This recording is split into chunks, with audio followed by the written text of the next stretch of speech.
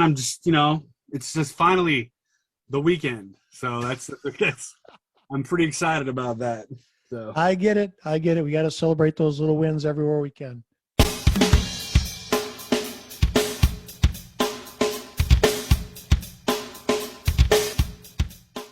Okay, for those at home, we're going to speak tonight to Mr. John Logan Parsons. He's got a new project out called Immerser and a song, Transmute. Welcome. Hi, thanks for having me. Yeah. I'd like to hear a little bit about the song, Transmute. The single just came out. Well, it's been out a little bit, but yeah. Tell me about the song itself. Okay, well, Transmute is an awesome song. I love it. It's getting a really, really good response, which I'm excited about.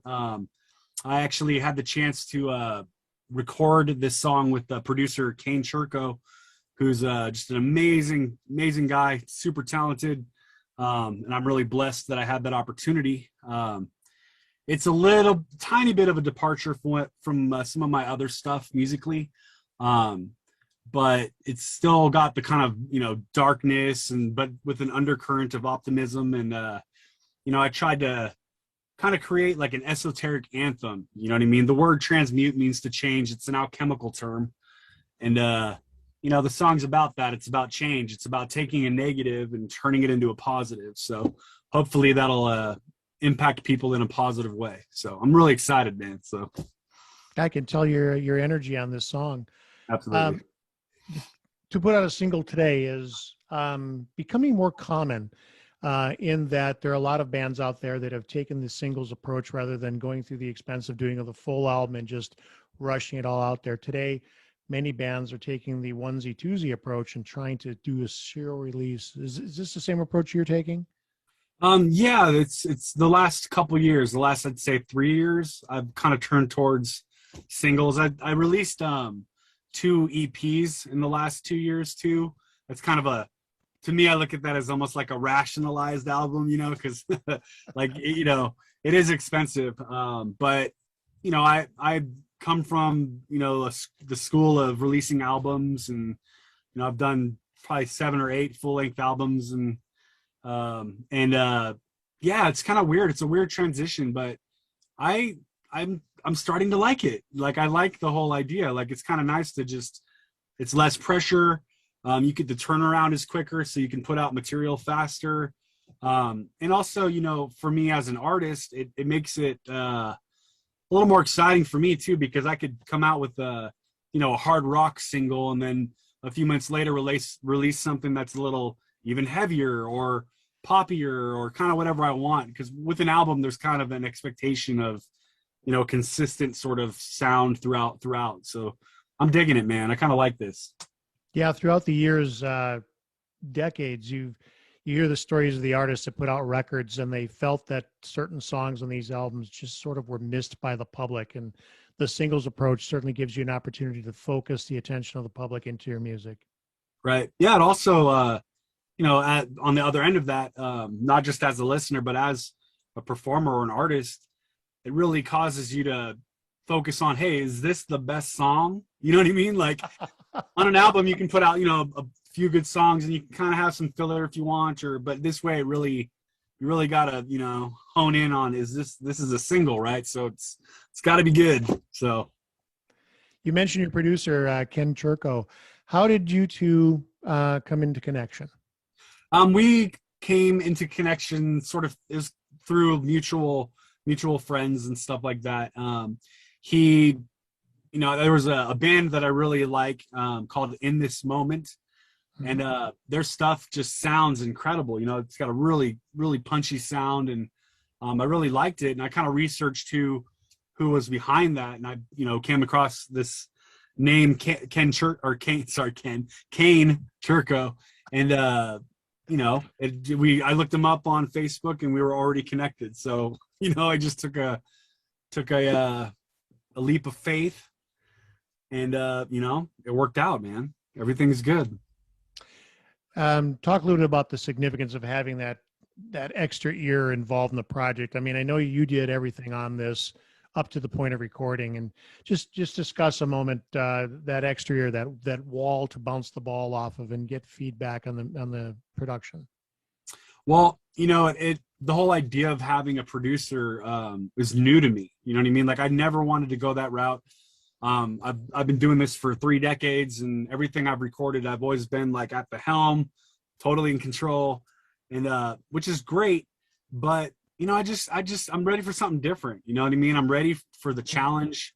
You know, opening myself up to suggestion and you know, just trying something different. And man, did I get what I asked for. It was, you know, I had to really like, you know, I just let it go and didn't have any, you know, real attachment to the outcome. And it was a good experience for me as an artist, you know what I mean? And I think the end result is great because, you know, having that other person, you know, some producers, really talented producers like Kane, they kind of take what you give them and they find the best pieces of that and they kind of focus the attention on that, right?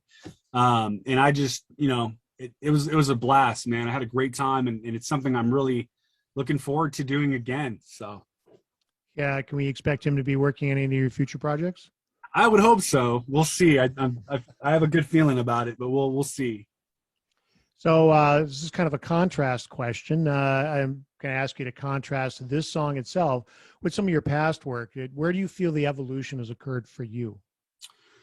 Well, let's see. I feel like it's more focused.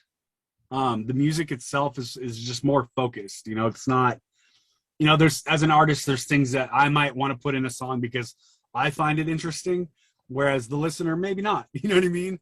So this is like cutting out all the fat, you know, making it just it's more commercially viable too, I would say. You know, some of my earlier stuff, I mean, there's a lot of stuff that's very good, and but it I don't know, this just feels more relevant.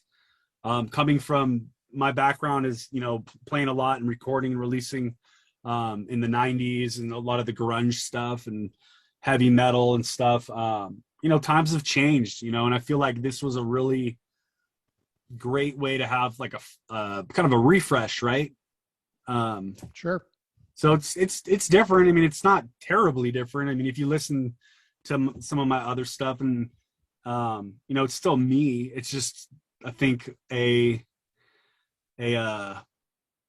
clearer version of what I'm trying to get across to the listener, I guess. You know, I don't know how to answer that, man. Did you have a destination in mind when you started writing this song, or these groups of songs actually? But did you have a destination in mind, or is this just something that happens for you? It's something that happens. Like I don't have like a set goal with songwriting. It just kind of comes when it comes, and I kind of feel like a conduit more than, you know, I just feel like, hey, oh God, it's time to write a song. You know, I got this idea or this emotion or whatever, and it just kind of comes through me. So I don't really have like a, you know, I think maybe more so now than ever. I think it'd be kind of a challenge to sit down and just be like, okay, I'm gonna write this type of song. You know, I've never done that, and it might be kind of fun, you know, or maddening. I don't know. Probably a little bit of both. Yeah. So as a multi-instrumentalist, when you sit down or when you decide you want to write a song, where do you start? Do you just grab a guitar, or? Typically, yeah, like I'll usually reach for an acoustic guitar. And it usually starts with a chord progression or a guitar melody or something. Sometimes it's weird. Like I was saying, you know, sometimes I feel like a conduit, like, you know, it'll come from other places. I might have a dream where I have a melody and I'm like, oh God, that's an amazing melody. You know, and I wake up and like somebody else had to have, it's got to be coming from somewhere, and it's not, you know, and hey, that's cool. But yeah, it starts on the guitar. And then usually once I have kind of the verse, chorus, bridge sort of thing worked out, I'll take it and record, you know, drums, bass, you know, and then I'll do a little demo of it. And then I just listen to it like a million times in my car, you know, until I kind of, you know, and I'll hum along with it or I'll sing. And that way I can sing really loud and obnoxiously and make all kinds of weird mistakes and nobody knows. But yeah, so in my car, I'll just kind of, you know, work on it until I find a melody or a vocal melody I like. And then from there, I just start writing lyrics, man. And then, you know, the rest is history. Yeah, let the magic happen, right? Yeah, exactly. So have you tried writing from a different perspective in such as you pick up a bass guitar, maybe even at the drums? I don't know if I've heard of somebody writing from the drums, but I don't doubt that it's possible. Yeah. Well, yeah, I mean, yeah, I mean, I've definitely done that in my life. I've written stuff on the bass and then come up with something cool and then, build around that. Drums, not as much, although I have done that. And, usually in a band setting, like, I've been in bands as well, not just a solo artist, but in the past I've been in many bands. And usually, when we're just jamming, coming up with ideas, it usually starts with the drums. Like I'll always tell ask the drummer, hey, let's hear a beat, and what you got. And then from there, you kind of find something. So yeah, rhythm is hugely important. And, but I don't typically sit down and write out a drum beat and then build on that. It's kind of the opposite, kind of what does Certainly. this song need rhythmically, right? Certainly. So with the release of all this new material, with release of new material, any thoughts on performance? I at this point I'm not really focusing on that. Being that it's a solo project, it'd be kind of difficult to do. I'm sure if I ran around fast enough, I might be able to pull it off. But Yeah, you put that band together though, yeah. yeah, for sure. Yeah, no, that would be ideally. I'd have to find the right people to do that with. But I'm not ruling it out. It's just at this time I'm just really enjoying writing and releasing stuff, and I'm also really open and looking forward to maybe doing some collaborations and stuff. So, that's kind of where I'm at right now. I know you've got a broad spectrum of work between your music, and I know you've got a few books out and so on. Is there any thoughts of like combining it all or building together the different aspects of your artistic output? I've never really thought about that.